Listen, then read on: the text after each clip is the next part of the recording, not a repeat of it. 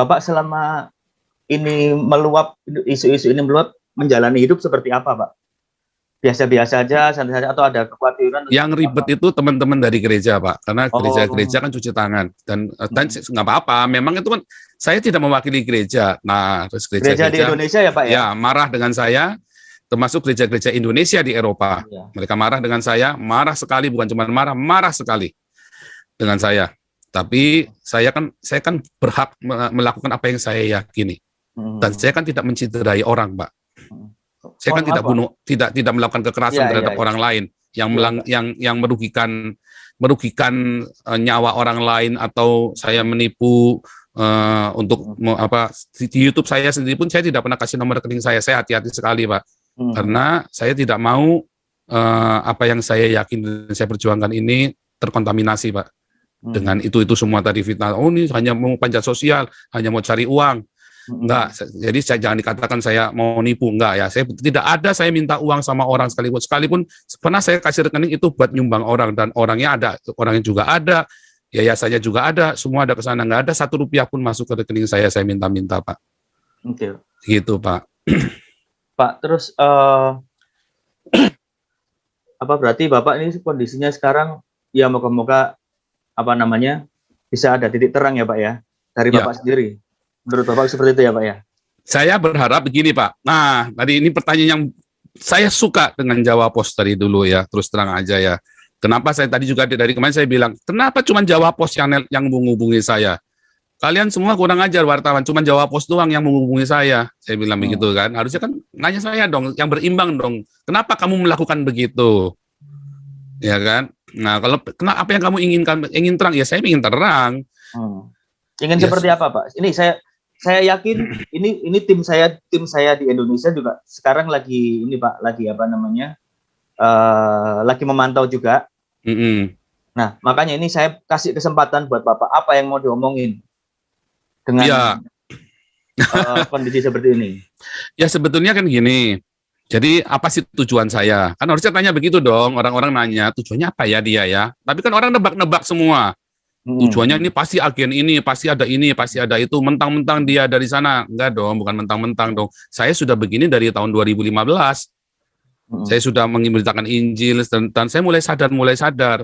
Ya kan, mulai banyak dibukakan, mulai berani. 2017 saya sudah mulai, orang-orang sudah mulai ancam saya juga. 2017 Amil Al-Qodri, Mualaf Center, semua sudah mau bunuh saya, ya kan, sudah ancam-ancam saya, dan saya masih tetap melakukan aktivitas saya, apa yang saya yakini. Nah, sekarang saya ada di Eropa, Pak, di bawah kebebasan berbicara yang dilindungi oleh undang-undang Eropa. Iya, saya paham, Pak. Saya senang sekali, saya langsung teriak sekeras-kerasnya apa yang ada di hati saya yang dari kecil. Saya dari kecil, Pak, saya dikeroyok, Pak. Saya dikeroyok sama orang-orang kampung itu. Cina kau! Wah, dihajar, Pak, saya, Pak. Wah, ayah saya selalu bilang apa? Jangan dilawan ya. Nanti kita semua ribut. Jangan dilawan ya. Tapi apakah saya benci? Enggak. Dulu saya berkelahi, Pak. Saya lawan, saya diem-diem, Pak. Ribut, Pak. Rumah saya disantri. Satu kampung, Pak, datengin rumah saya, Pak. Satu kampung datengin. Wah, tapi kan ayah saya orang yang punya hati bapak yang baik ya. Jadi bilang, wah, dia pasang badan waktu itu hampir dia dibunuh sama orang kampung itu kan. SMP saya sama, Pak. Saya masuk sekolah negeri. Itu meninggalkan bekas. Oh, enggak, saya hanya cerita. Saya cerita, bekas enggak. Waktu SMP juga sama. Nah, tapi waktu SMP saya lebih banyak saya diem. Cina kau. Sekali waktu saya nggak sabar, dikeroyok, Pak, saya kembali dikeroyok lagi. Tapi nggak apa-apa. SMP kelas 3, saya sadar, saya terima Tuhan Yesus, saya lahir baru.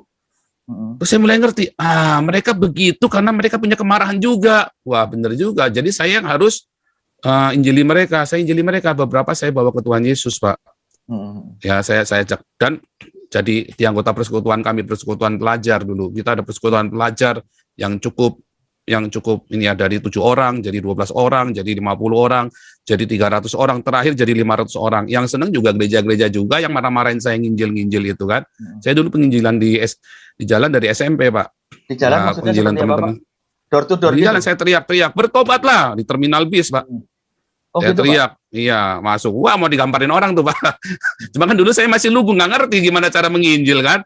Saya teriak, saya bagi traktat di jalan-jalan, di terminal-terminal, saya bagi bawa-bawa makanan, bawa macam-macam lah yang kita bisa lah. Kita urunan anak-anak pelajar ini. Sampai orang tuanya keberatan, wah saya sampai dimusuhin segala macam sama gereja, Pak, sama gereja. Sama gereja yang musuhin. Nah, tapi akhirnya komunitas kami jadi 500 orang, dan 500 orang ini yang kemudian masuk ke gereja-gereja itu. Nah, ya gereja yang senang kan akhirnya kan? Nah, kan gereja juga yang senang akhirnya, walaupun dia marah-marah ngomel-ngomelin saya setengah mati. Senangnya di mananya, Pak? Ya kan jemaatnya tambah banyak. Oh, iya. Jemaatnya tambah banyak, nah, itu aja kan. Nah, tapi kan saya nggak urusan mau sampai senang, yang penting mereka datang kepada Tuhan Yesus. Itu urusan gerejanya. Kalau dia mau cari duit, ya urusan dia sama Tuhan. Kalau dia benar-benar mau menggembalakan jemaatnya dengan baik, itu urusan dia sama Tuhan. Saya kan nggak boleh menghakimi. Cuman intinya mereka yang dulu ngomel-ngomelin saya senang juga, akhirnya juga kan. Nah, nerima limpahannya saya kan, limpahan jemaat itu kan. Saya sendiri kan tidak mendirikan jemaat apapun, ya kan. Nah, terus apakah itu membekas? Enggak, saya suka cita sekali, Pak. Saya orang-orang yang dulu musuhin saya, ada yang beberapa yang saya baptis tuh, Pak, yang dulu berkelahi sama saya segala macam. Apakah itu membekas? Ya, enggak dong, enggak membekas. Cuman masalahnya begini, Pak. Saya baru tahu korbannya nggak cuma saya. Saya pikir saya gara-gara saya dulu bukan orang kaya kan. Saya kan orang miskin dulu kan. Sekarang udah gara-gara Pak ya? Ya bukan, maksudnya kan gini. Saya kaya di dalam Tuhan Yesus. Artinya yang setiap saya butuh Tuhan sediakan. Saya memang hari ini nggak punya tabungan yang luar biasa ya. Tapi setiap kali saya butuh, saya doa sama Tuhan Yesus. Termasuk biaya saya, biaya berangkat kemari pun, semua saya nggak pernah satu peser pun saya nggak pernah minta sama orang, ya. Semua tuh tiba-tiba Tuhan kasih. Saya berdoa tiba-tiba nggak tahu, ini tante baru kenal ya, ada tante tua ya, udah 60-an itu ya. Tiba-tiba kamu katanya saya dengar kamu ini ya lagi penginjilan. Oh iya, dikasih uang saya persis nilainya tiketnya itu persis. Jadi saya nggak pernah minta uang, saya nggak pernah pamer-pamer nomor rekening saya di luaran, Pak. Kan, apakah saya marah? Balik lagi, saya kecewa dengan gereja? Enggak juga, saya juga nggak marah sama gereja. Itu kan kita semua punya tugas tanggung jawab sendiri-sendiri. Kan saya bilang saya nggak hidup dari perpuluhan, saya jadi nggak ada masalah. Kalau gereja tidak suka dengan saya, PGI nggak suka sama saya, ya nggak apa-apa, suka-suka. Oh, begitu pendeta palsu, ya suka-suka dia. Sama saya ngaku Nabi 26. Saya kan juga nggak maksa Bapak percaya saya kan. Okay. Apa saya pernah maksa Pak Dinarsa, kalau tidak percaya sama saya Nabi ke-26, saya taruh parang di lehermu. Kan enggak kan? Okay. Nggak boleh saya begitu. Okay. Mau percaya syukur, nggak percaya sudah. Saya ini pendeta, Anda percaya syukur, nggak percaya sudah. Tapi saya lebih senang dipanggil pastor karena sertifikat saya tulisannya pastor, Pak, bukan pendeta, Pak. Gitu. Oke, Pak. Pertanyaan selanjutnya, Pak. Ya, saya memahami jalan hidup Bapak sebagai Bapak bilang tadi penginjil apa segala macam, dan harus mengabarkan apa yang menurut keyakinan Bapak benar gitu, Pak ya. Nah, dan ketika sampai pada momen ini, apa yang Bapak sampaikan itu akhirnya mungkin menyakiti orang lain yang punya keimanan lain apa segala macam. Betul. Terus dan kejadian seperti saat ini gitu, Pak. Terus Bapak dijadikan tersangka apa? Dan bola es terus menggelinding sampai nggak tahu sampai sebesar apa gitu, Pak. Bagaimana Bapak mengantisipasi situasi ini? Apakah Bapak sadar kalau itu saya menyakiti atau memang Bapak menyampaikan apa yang menurut Bapak ingin disampaikan aja seperti itu, Pak? Saya sudah pikirkan, Pak. Yang bisa stop ya wartawan, Pak. Yang bisa menstop bola saljunya hanya wartawan. Kan wartawannya memviralkan kan. Nah, contoh ya, ini contoh. Waktu saya membaptis si Ali Makrus sama Yudi Mulyana, kemudian akhirnya dibaptis juga ya. Saya injili Yudi Mulyana tahun 2017. Terus tiba-tiba dia marah-marah sama saya kan. Terus tiba-tiba saya kaget Yudi Mulyana dibaptis. Misalnya begitu kan. Tapi kan para mualaf itu kan nuduhnya saya yang membaptis. Saya lagi di sini, gimana saya cara baptisnya Yudi Mulyana kan? Ya tapi intinya saya bersyukur. Pokoknya mau apapun Yudi Mulyana sama Ali Makrus, dua ustadz ini kan nyatanya kembali kepada Tuhan Yesus. Yang memviralkan siapa? Apa saya? Bukan kan? Yang memviralkan orang Islam sendiri kan, orang-orang Muslim sendiri kan. Nah, waktu saya ngomong kemarin, ya kan, banyak yang YouTubers yang ratusan ribu, ya kan, Refli Harun, Rudi Kamri, Denny Cokro, Denny Siregar. Apa saya memviralkan? Bukan. Mereka yang memviralkan saya, Pak. Bapak Bapak belum ya, tapi kayak Detikcom kemarin, saya bersyukur ya, saya terima kasih buat Jawa Post, Detikcom. Saya nggak nulis Pak, karena saya belum dapat. Terima kasih. Saya respect, dan saya dari dulu memang suka baca Jawa Post, Pak, karena memang dari dulu saya bilang ini orang-orang Jawa Post ini memang objektif, jadi hati-hati. Dan mudah-mudahan kali ini pun objektif juga ya, nanti waktu nulisnya pun. Nah, kayak Detikcom, dia tulis hati-hati dan malah menghubungi saya, Tirto juga menghubungi saya. Artinya kalau memang mau memberitakan, jangan cuma diberitakan satu yang potong, yang kagak ngerti, orang-orang kagak ngerti apa-apa, terus Menkominfo bilang blokir itu akunnya Joseph Paulusang. Sekarang saya harus mengaku, memang sudah diblokir, bagaimana? Bagaimana orang mau tahu kebenaran dong akunnya diblokir sama kalian? Kalian cuma potong sepotong, saya bilang Nabi ke-26 bla bla bla, ya kan? Terus yang lainnya ada apa di sebelum dan sesudahnya? Yang bikin ulah siapa yang motong itu? Wartawan.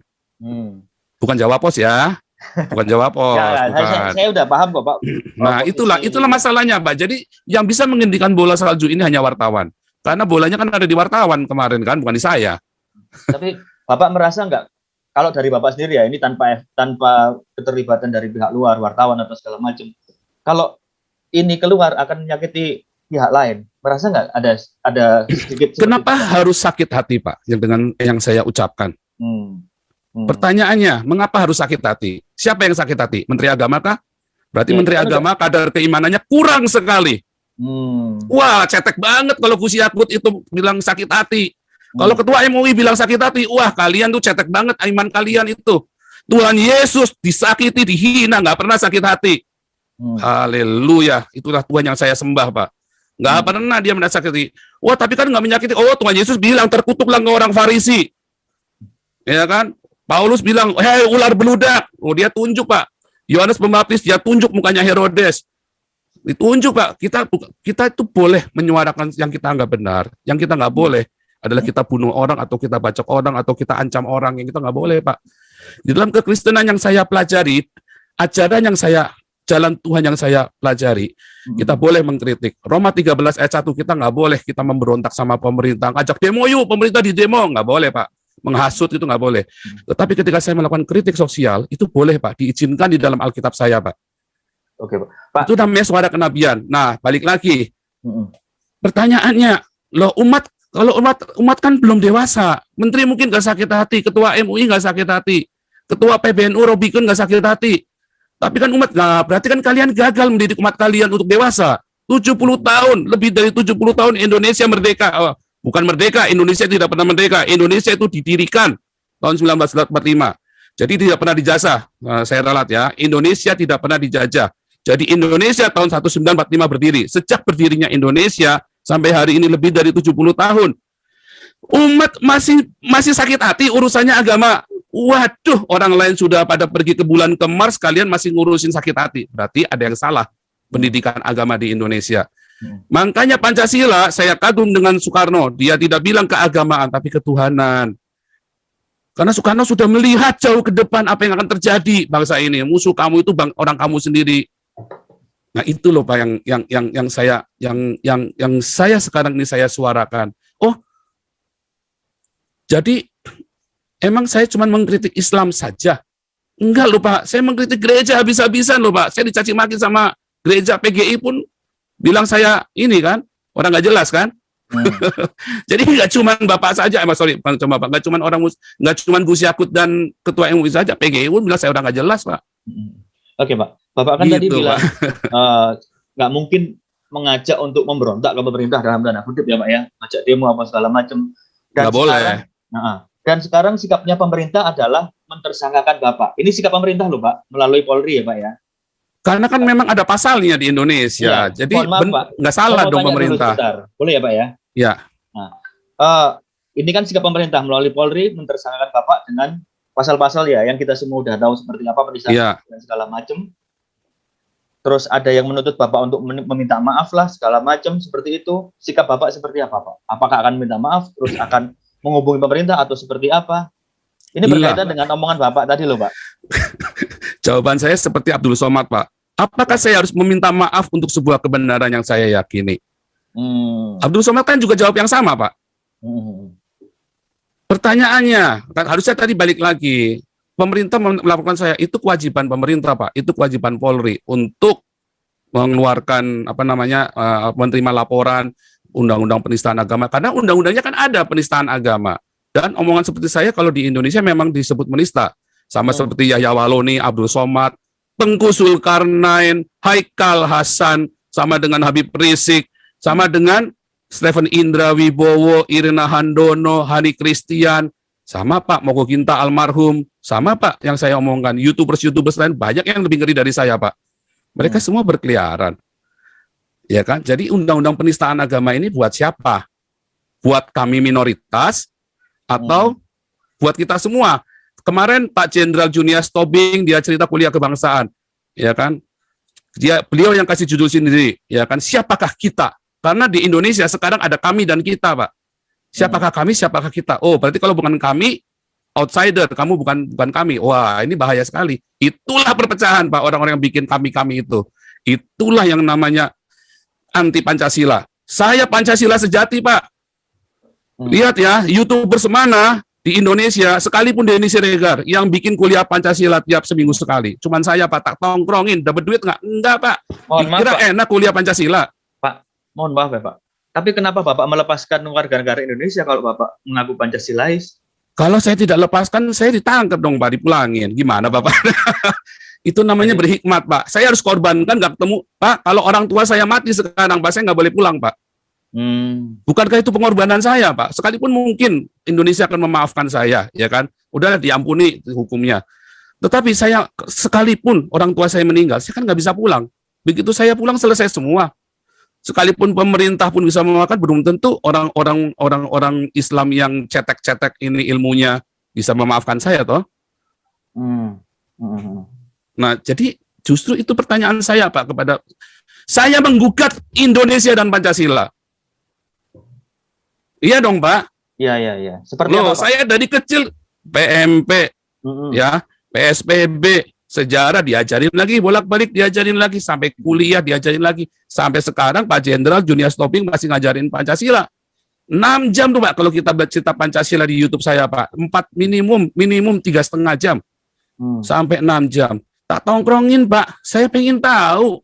Akhirnya saya bilang sama Pak Junius, Pak Jenderal, ini cuma retorika. Nyatanya nggak ada yang begini, Pak Jenderal. Nggak ada. Ini semua retorika doang. Mana ada Pancasila di Indonesia? Eropa lebih Pancasila daripada Indonesia. Maksud Bapak, ya kan? Seperti apa, Pak? Ketuhanan yang Maha Esa. Apa di Eropa pernah ada Bapak dengar persekusi agama di sini? Justru orang-orang yang dipersekusi agama larinya ke sini. Orang-orang dari Timur Tengah, Muslim semua, apa di sini dilakukan anarkis? Hampir tidak ada. 1-2 itu oknum yang benar-benar sedikit sekali. Ada, Pak, di Hanau. Wah, itu sedikit sekali, Pak. Tapi ada pemantiknya apa? Pemantiknya apa? Kejadian di Ya itu di Hanau yang orang mati, orang contoh gitu kan? Bapak tahu? Itu kan? ada pemantiknya, Pak. Gimana, Pak? Coba diceritakan. Iya, itu kan pemantiknya, ceritanya kan kemarin yang di mana itu kemarin di Kolen. Makanya orang-orang mulai ada Islamofobia. Walaupun di Eropa ini kita diajarin, saya lihat anak saya sekolah ya, dididik begitu ya.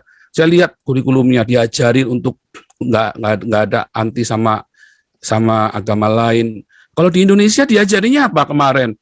Injil sudah dipalsukan. Iya kan? Itu kurikulum pelajaran, itu pernah saya muat itu, buku-buku pelajaran. Injil sudah dipalsukan. Geblek ini. Menterinya siapa itu waktu itu? Menterinya waktu zaman SBY terakhir. Injil, malah diizinkan buku Injil. Nah, di sini nggak boleh, Pak, begitu, Pak. Berarti yang lebih Pancasila mana? Kan nggak ada. Kan kelihatan sekali, Pak. Nah, jadi jelas, Pak, di sini. Masjid Ahmadiyah gede tuh, di Turingan, paling gede. Boleh. Sementara orang Syiah, gede juga masjidnya. Di Indonesia, dibakar seorang-orangnya, Pak. Oh, itu fakta, Pak. Jangan cerita enggak fakta tuh diusir karuan-karuan, Pak. Jadi lebih Pancasila mana? Lebih Pancasila Eropa, Pak, daripada Indonesia, Pak. Iya kan? Jadi kalau kemanusiaan yang adil dan beradab, kita semua imigran Jangan tanya Pak, Bapak tahu sendiri imigran. Saya kan pelayanan imigran, Bapak kan juga ada di Jerman, ya kan? Di Jerman juga paling banyak imigran, ada sekitar 11 juta itu. Sekarang saya nanya, imigran di Jerman sepatunya Nike semua, Adidas semua, Pak. Iya, betul Pak. Coba manajer di Indonesia mau beli Nike ngeden, Pak. Manajer loh Pak, manajer bank Pak, mau beli Nike ngeden Pak. Aduh. Kalau itu nama ngeden, Pak. Dimanusiakan sekali Pak orang-orang ini Pak, dikasih rumah, dikasih pengobatan gratis, anaknya disekolahin sampai kuliah gratis Pak. Tahu, itu Pak, kan kemanusiaan yang adil dan beradab Pak. Dimanusiakan, orang ini imigran hidup dari pajaknya orang Eropa. Iya kan? Persatuan. Wah, orang Eropa ini bersatu sekali Pak. Waduh, mereka bangga sekali Pak dengan Eropa Pak. Ya kan, mereka boleh keliling dunia, tetapi mereka bersatu Pak di sini Pak. Mereka ribut Pak, debat di Senat tuh kemarin kan. Tapi mereka bisa kumpul-kumpul, bisa akur-akur. Di sini ada banyak sekali orang-orang ada banyak sekali denominasi. Mereka ribut debat doktrin Pak. Wah, sampai pecah gereja. Begitu kita sudah duduk bersama makan bareng, mereka makan bareng Pak. Jadi sekarang apa? Dan seterusnya. Kalau ada yang mau Bapak sampaikan kepada pemerintah, apa yang mau Bapak sampaikan? Berkaitan dengan ketidakadilan, berkaitan dengan apapun yang Bapak alami, apa yang mau Bapak sampaikan? Kemarin sebenarnya saya ada mau tulis ke Bapak tadi, harusnya begini loh Pak. Saya ini kan hanya seekor kutu di seberang samudra, ya kan? Tapi ada balok-balok di depannya Mabes Polri itu loh Pak, di depan gerbangnya Mabes Polri itu balok-baloknya itu Yahya Waloni, Abdul Somad, Tengku Zulkarnain, Haikal Hasan dan selanjutnya. Ada GKI Yasmin. Sampai sekarang juga nggak diproses itu, padahal kan konstitusional GKI Yasmin, dokumen sudah lengkap. Gus Yakut sudah 1 bulan, sudah hampir 6 bulan Pak Gus Yakut menjabat jadi Menteri Agama. GKI Yasmin tetap aja ditutup. Gereja-gereja kemarin GPDI sama yang di Jombang itu tetap aja ditutup Pak. Nah, jadi ada apa yang salah ketika saya ngomong hal seperti ini? Lalu saya salahnya di mana? Nggak ada dong Pak. Sebetulnya yang menista agama itu berarti kan kemarin siapa tuh Bima Arya, itu menista agama tuh. Siapa itu yang nutup GKI Yasmin pertama kali, Bima Arya atau siapa itu? Berarti dia menista agama dong. Itulah penistaan agama. Wah, itu malah bukan menista agama lagi. Dia benar-benar melanggar Pancasila, konstitusi kita. Seharusnya. Sorry, bukan kita lagi dong ya, bukan punya saya juga soalnya. Cuman kenapa saya tetap masih ngajarin Pancasila, minta Pak Junior Jenderal. Saya bilang loh, kalau Pak Jenderal keluar dari sini, wah selesai Pak Jenderal, nggak ada kuliah Pancasila, nggak ada yang berani. Cuman Pak Jenderal Junior Tobing aja yang berani teriak-teriak ngajarin Pancasila, ngomel-ngomelin orang-orang itu. Kenapa kita tetap? Karena Pancasila itu, saya kan belajar filosofi segala macam, saya belajar semua Pak. Ternyata Pancasila itu mengerikan Pancasila itu ada sesuatu yang indah sekali. Wah, Indonesia itu bersyukur punya Pancasila, tapi bukan Pancasila yang piagam Jakarta. Pancasila yang benar, yang punyanya Soekarno. Yang diajarin sama Pak Jenderal Tobing itu, kemarin sudah diajarin panjang lebar, nanti kan panjang lebar. Intinya Pancasila yang benar, bukan Pancasila yang piagam Jakarta. Nah, itu masalahnya kan nggak dipraktekkan, itu cuma retorika doang. Jadi salah saya di mana? Ketika saya berkata, mengkritisi dan menganggap diri saya Nabi dan saya meluruskan ajaran Nabi sebelum saya. Nggak salah dong, itu kan tafsir saya, bebas saya. Kalau saya salah, Gus Yakut, ayo debat sama saya. Gus Yakut, Menteri Agama ya Pak? Iya dong, katanya dia kan paling topnya dong ilmu agamanya. Ayo debat sama saya kalau bilang Muhammad nggak salah. Iya dong. Iya Pak. Maaf, saya nggak bilang menyakiti dong, menyakiti lagi enggak dong. Justru kita bilang yang saya ngomong kan sebuah realita, ya kan? Kita ngomong, makanya saya harus ke sini dulu, terus saya ngomong Pak, teriak Pak. Jadi Bapak untuk ngomong dengan lebih lapang harus keluar dulu gitu ya Pak ya? Lah iya loh Pak, kalau saya di dalam saya lagi ngomong udah diciduk loh Pak. Oh. Saya baru live begini aja tiba-tiba sudah di depan udah Intel di depan udah nongkrongin Pak. Bagus kalau Intel, FPI nongkrongin Pak. Bagus kalau Intel paling cuma dicokok begini saja. Kalau FPI dibakar rumahnya Pak. Aduh. Loh, itu kan fakta kan kemarin yang dicokok-cokok itu yang di internet online, teman-teman yang dicokok sama FPI itu. Digebukin dulu, Daud Ali, Saifuddin Ibrahim, banyak Pak orang Kristen dimasuk-masukin Omega Suparno malah dibunuh. Jadi saya garis bawahi ya Pak ya. Jadi permintaan Bapak pertama adalah mau menantang Gus Yakut diskusi ini Pak, benar ya Pak? Iya Pak. Menantang Gus Yakut diskusi tentang keagamaan gitu Pak? Iya Pak. Atau tentang keislaman atau tentang apa Pak? Kalau saya kan bukan Islam, Pak. Kalau tentang keislaman saya salah dong, Pak. Oh, Kan saya kan bukan Islam, kecuali saya pernah belajar di apa itu Stein. Tetapi kita cerita keagamaan dong, yang universal. Enggak, soalnya ada orang juga yang bilang, kenapa kok dia bukan Islam, tapi kok ngaku Nabi ke-26, itu kan sudah masuk ranahnya Islam. Nah, betul. Nah, itu tadi pertanyaannya. Tadi saya boleh-boleh saja mau ngaku Nabi 26, 27, 28, 29, suka-suka saya kan. Semua orang kan boleh ngaku jadi Nabi. Emang ada larangan dilarang menjadi Nabi? Kayaknya belum ada undang-undang dilarang menjadi Nabi di seluruh dunia deh, Pak. Tapi udah ada umatnya nggak, Pak? Kalau udah jadi Nabi, Pak? Ya, mudah-mudahan sudah ada, Pak. Mudah-mudahan sudah ada. Tapi saya nggak pernah maksa-maksa ini orang-orang buat ngakui saya loh. Suka-suka mereka mau ngakui saya apa enggak kan suka-suka mereka, Pak. Iya. Oke, Pak. Jadi itu ya, Pak ya. Pertama pengen diskusi sama Gus Yakut, terus yang kedua nggak merasa apa ya. Kalau orang-orang bilang Bapak bersalah, Bapak merasa ya ini memang yang harus saya sampaikan. Seperti itu ya, Pak ya. Pak, jalan yang saya tempuh itu jalan yang menyakitkan, Pak. Saya sendiri pun ngeri-ngeri sedap, Pak. Saya tampilkan setiap live YouTube saya, ya banyak ya. Tadi aja saya nyanyi sendiri karena istri saya lagi pergi. Saya selalu menyampaikan kepada selalu membawa anak istri saya, Pak.